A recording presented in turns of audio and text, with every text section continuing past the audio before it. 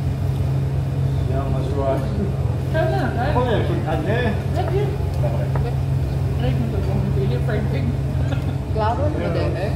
Yung steamed rice. Gatong pa na rin ito. Oh, sabi mo yun. Labi?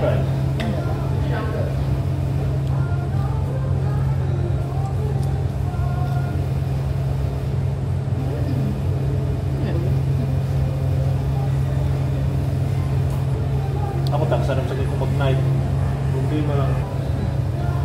May ay. Catching that lang. Uy, na-jud mo sa una. Pansik kanto niya, rice. Yan, Palaman. Mountain Dew dahil. Palaman ka sa... Mapagita dire.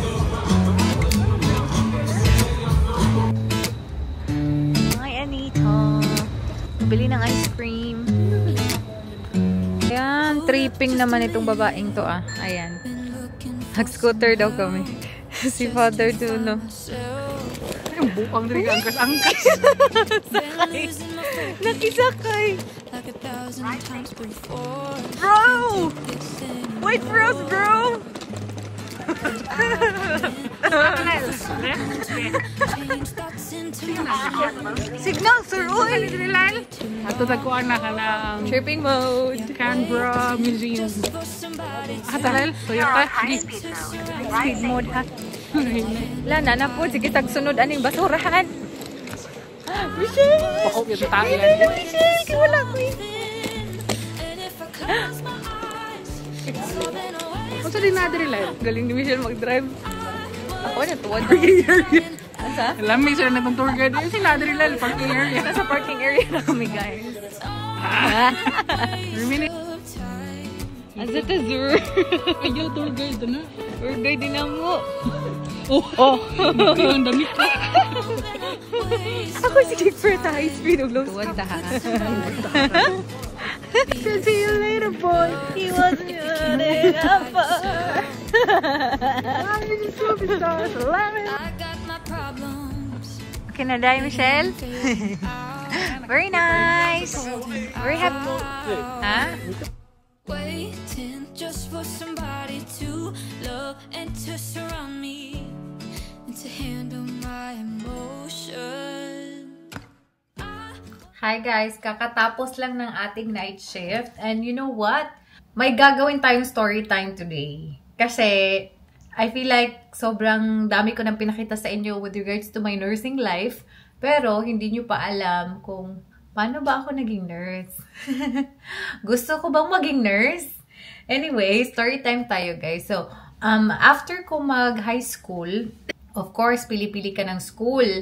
And wala kami masyadong idea talaga sa mga schools in Cebu. Like, wala. Kasi both of our parents, hindi sila nakapag-college. So, I feel like nagfa-follow-follow lang ako kay ate. At that time, yung ate ko, second year college ata siya nung time na yun.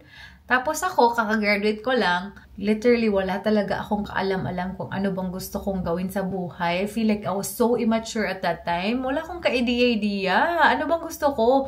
Like, nung bata pa tayo, parang very easy for us to say na gusto kong maging doktor. Pero at that time, kailangan mo nang mag-decide kung ano yung gagawin mo sa buhay. Ano yung course na tatahakin mo. My God, wala akong kaalam-alam, guys. So, pumunta kami sa school, kasama ko yung mama ko. Tapos, nag-take ng entrance examination, pili na ng course. So, ako talaga, meron akong 3 courses at that time na pinagpipilian. First one is mass communication. Second one is information technology. Tapos, third one is nursing. Para sa akin yung nursing, pinaka-last na yun ha. Kasi feeling ko, mas more ako dito sa dalawa na sinabi ko. And at that time, nag-aantay kami kay ate. So, nung nakita ko si ate guys, ay, para man si ating Angel.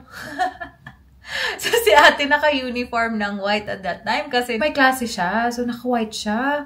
Sabi ko talaga, hala, para namang angel si ate. So, at that time, wala talaga ako maisip, guys. Ala, dun na. Parang si ate talaga yung nakapagpa-decide sa akin na mag-nurse ako. Otherwise, wala. Wala ding sinasabi si mama sa akin na, oh, dapat ito yung course na i-take mo. Kasi feeling ko magpa-follow lang din ako. At that time, ako talaga yung pinagpapa-decide. Pero yun nga, nung nakita ko si ate talaga, sabi ko, sige, mag-nursing na ako. So, I think that's the reason why nurse ako ngayon, guys. Grabe, kaming dalawa nagdo-nurse.